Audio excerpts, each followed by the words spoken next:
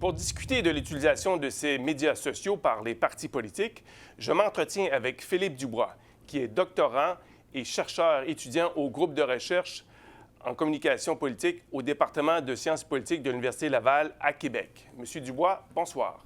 Bonsoir. D'entrée de jeu, est-ce que vous pouvez me dire quel rôle ont joué les médias sociaux durant cette campagne jusqu'ici? Bien, on voit très clairement que c'est devenu un réflexe stratégique pour tous les partis. Tous les partis entretiennent des présences, des comptes sur une diversité de plateformes. Évidemment, Facebook, Twitter sont les plus populaires, mais on voit aussi de plus en plus Instagram comme plateforme, YouTube, également Snapchat du côté du Parti libéral. Donc, vraiment, on semble investir ces plateformes de communication. Est-ce qu'on assiste à une nouvelle tendance en politique canadienne, selon vous?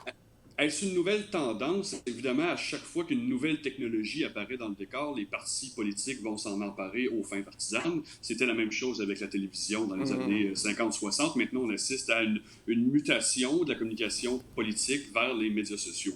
C'est une tendance très clairement. Je pense qu'il n'y a aucun parti qui pourrait se payer l'économie d'être présent en ligne. Ceci dit, est-ce que c'est réellement révolutionnaire? C'est là où il faut se poser des questions. Je pense que c'est une avenue supplémentaire pour communiquer avec les citoyens, communiquer avec les médias, mais c'est pas non plus quelque chose qui vient transformer radicalement les règles du jeu. D'accord. Les médias sociaux sont aussi, en quelque sorte, une façon pour les électeurs de s'impliquer dans la campagne électorale. Ça remplace un peu, en quelque sorte, les lignes ouvertes des radios.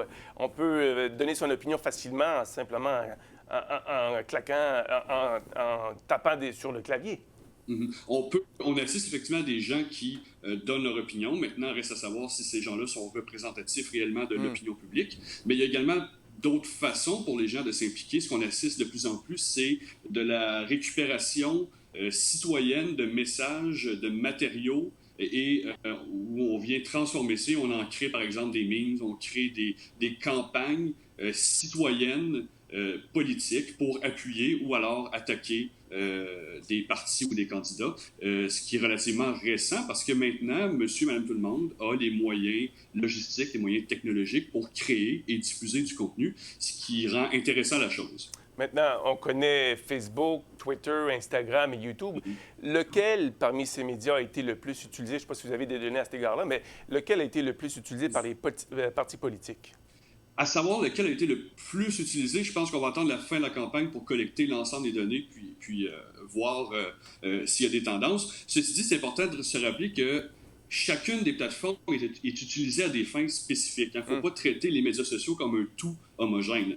On pense par exemple à Twitter. Twitter, on sait que monsieur, madame, tout le monde ne sont pas nécessairement sur Twitter. Donc Twitter sert à influencer les influenceurs, à spinner les journalistes, à renforcer des messages. Et là, on vient rejoindre une certaine portion de la population qui, eux, ont des réseaux d'influence. Alors que Facebook, par exemple, est beaucoup plus grand public. Il y a beaucoup plus de Canadiens et Canadiennes sur Facebook.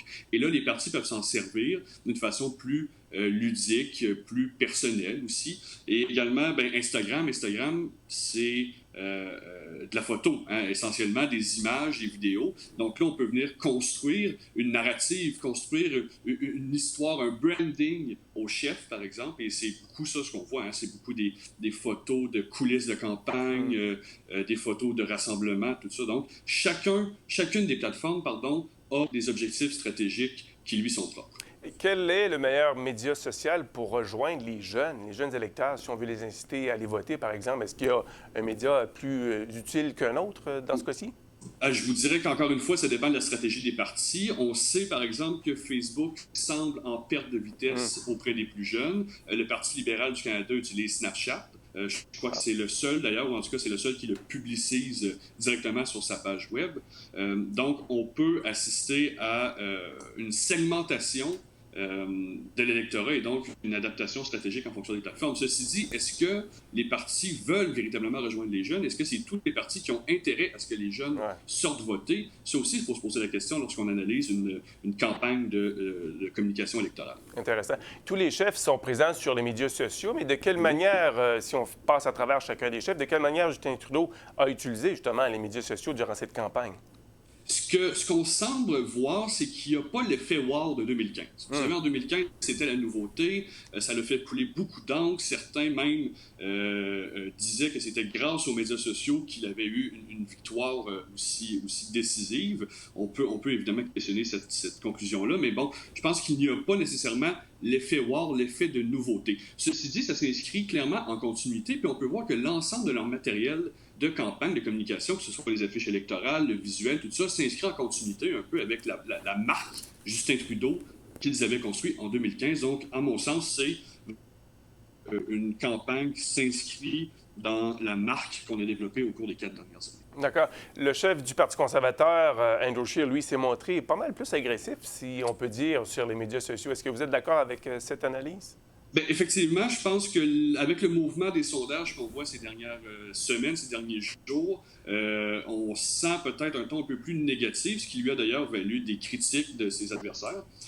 Ceci dit, si on regarde dans les derniers jours, on tente d'accoler vraiment l'image de premier ministrable à M. Scheer. On a des visuels qui sont très léchés, des mises en situation aussi où on tente de le présenter comme le prochain premier ministre du Canada. On présente sa plateforme, qu'est-ce qu'il va faire dans les 100 prochains jours. Donc là, je pense vraiment qu'on essaie de projeter une image de sérieux pour convaincre vraiment un électorat qui pourrait s'avérer un peu plus changeant. Dans le cas du chef du NPD, Jagmeet, lui, on peut dire qu'il a été fidèle à lui-même sur les médias sociaux. Il a même partagé une de ses fameuses recettes de poutine du Punjabi en fin de semaine durant le long week-end. C'est quand même assez intéressant comme stratégie. Effectivement, puis quand on consulte, par exemple, le fil Twitter de Jagmeet Singh, on voit que c'est la fête. Hein?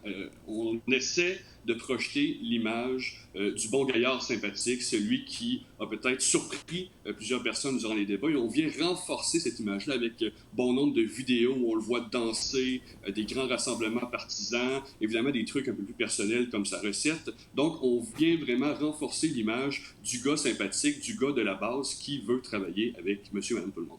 Si on passe au chef du Bloc québécois, lui, il est très actif sur Twitter, on le voit, il a souvent des commentaires. Et même, il n'hésite pas à utiliser des emojis. C'est quand même assez rare que les chefs politiques utilisent les emojis. Effectivement, et on sent dans les tweets de M. Blanchet que c'est lui qui les publie lui-même. Je ne sais pas si c'est lui qui les publie lui-même, mais du moins il les fait et que c'est très personnel comme communication. Beaucoup de selfies, vous l'avez dit, des émoticônes.